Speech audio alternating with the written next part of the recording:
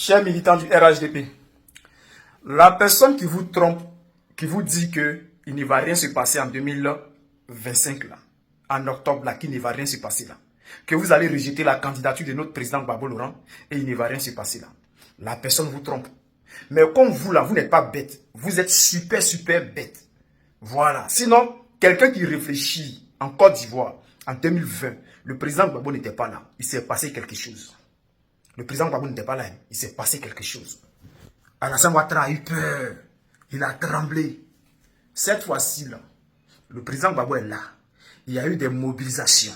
En 2020, il n'y a pas eu de telles mobilisations. Mais en 2025, là, il y a eu des mobilisations. C'est-à-dire, 2025, là, Alassane Ouattara n'a pas pu empêcher le peuple de Côte d'Ivoire de faire une démonstration de force. On a fait notre démonstration de force.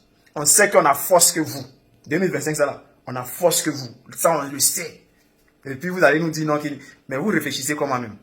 2020, là, Gbagbo n'était pas là. Hein. On ne savait même pas si on avait force. Mais c'est avec notre gros cœur là qu'on est sorti. C'est avec notre gros cœur là qu'on a dit, hey, demain à 10 h là, ne sortez pas. Les gens ne sont pas sortis pour aller voter. Les gens sont plutôt sortis pour aller dégager les urnes. Et puis c'est en 2025 là où on sait qu'on a force. Où on sait que dans notre... C'est-à-dire, on a quelqu'un derrière nous là, qui s'appelle Koudou Gbagbo Laurent là. On va regarder ça là, et puis on va dire que non, on laisse pour nous à Dieu. Vous êtes malades. Hein. Parce que 2 jours, vous parlez beaucoup, hein. Qu'on ne va rien se passer. Ouais, on va faire ceci, on va faire cela. C'est que vous pensez à ça là. Nous, on est déjà au courant. Voilà. Si vous voulez que ça se gâte là, mais ça va se gâter. C'est ce que vous cherchez, non? Si c'est ce que vous cherchez là, vous allez gagner. Et puis c'est vous qui allez perdre. Je vois les gens qui disent que non, le président Gbagbo, oui, voilà que l'ONU a rejeté. Mais vous êtes bêtes, hein. Vous pensez que nous, on allait mendier à l'ONU, quoi. Nous ne sommes pas les mendiers, hein. Voilà. Nous là, nous sommes des hommes de loi. Le président Gbagbo, c'est un homme de loi. Il respecte la loi. Alors les démarches à suivre, puisque le pays est sous tension, alors qu'est-ce qu'il faut faire? Il faut suivre les règles, la constitution, la loi. Et c'est ce sont ces démarches que le président Gbagbo est en train de faire. Quand il y a un problème là, on dit qu'il faut écrire à l'ONU, c'est l'ONU qui règle le problème. Bon d'accord, vous voulez qu'on écrit à l'ONU? On écrit à l'ONU, on écrit à l'Union africaine, on écrit à la CEDEAO. C'est ce qu'on suit. La loi et on respecte la loi. Mais vous oubliez une seule chose dans cette histoire. C'est cette même loi-là qui nous donne l'autorisation en 2025 de protéger cette même loi par tous les moyens. C'est-à-dire la loi-là nous donne l'autorisation. Si quelqu'un veut la violer, là, on doit faire tout pour protéger cette loi-là. Parce que cette loi-là nous donne l'autorisation. Voilà. Donc en 2025, là, de la manière que, parce qu'il y a des gens qui parlent de, non, vous voulez faire de l'insurrection, vous voulez créer des non. S'il y a Bang que c'est gâté là, c'est parce que nous allons nous battre pour protéger la même loi qui nous donne l'autorisation de la protéger. Cette même loi qui donne l'autorisation, qui demande au président Gbagbo d'aller parler à l'ONU, d'aller parler à l'Union africaine, d'aller parler à la CEDEAO, d'aller écrire aux ONG des droits de l'homme. Cette même loi-là, c'est cette loi-là qu'on doit protéger le 25 octobre 2025. Voilà. Donc vous n'avez pas encore compris. On a essayé en 2020 de protéger cette loi-là. Le président Gbagbo n'était pas là.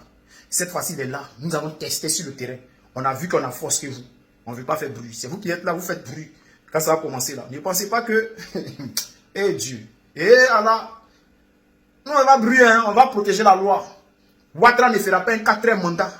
Ça là, c'est sûr. Voilà. Alassane Ouattara ne fera pas de 4e mandat. Donc, il faut que ça là, ça soit clair dans vos têtes.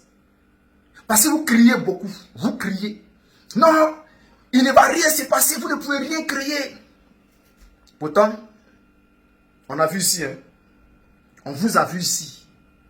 On vous a vu ici. Ne faites pas l'on va parler. Hein. On vous a vu ici. Tellement que vous ne pouvez rien créer dans le pays là. C'est la France qui est venue prendre des armes pour venir enlever le président Gbagbo. Tellement que vous ne pouvez rien créer dans le pays là. C'est la France qui est venue installer Alassane Ouattara. Tellement que vous ne pouvez rien créer dans le pays là. C'est la France qui dirige la Côte d'Ivoire. Notre bataille là, on ne vous calcule pas dedans. Si vous voulez vous mettre sur notre chemin là, vous allez recevoir pour vous. On sait contre qui on s'y bat. dans ce combat-là. Et ce n'est pas ceux-là qui vont nous arrêter. Parce que cette fois-ci, on est déterminés.